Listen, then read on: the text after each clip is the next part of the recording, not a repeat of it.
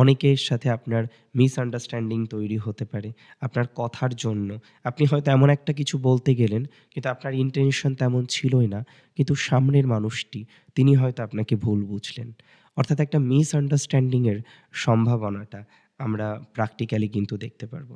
Misunderstanding এর সম্ভাবনাটা অনেক, অনেক বেশি মাত্রায় রয়েছে। তাহলে আমাদের এই জায়গাটা কিন্তু খেয়াল রেখেই চলতে হবে, যাতে কোনোভাবেই মিসআন্ডারস্ট্যান্ডিং এর জায়গাটা তৈরি না হয়। অনেক সময় আমরা কি দেখেছি বলুন তো? যে একটা ভুল বোঝাবুঝি তৈরি হয়ে যায়। একটা ভুল আন্ডারস্ট্যান্ডিং এর জায়গা তৈরি হয়ে যায়। কিচ্ছু না। আপনি এমন একটা কথা বললেন, সে অন্য রকমভাবে বুঝলো। তাহলে আজকে আপনি কথা বলছেন, সে অন্যরকমভাবে বুঝলো। তার মানে প্রবলেম হবে, এটা তো স্বাভাবিক।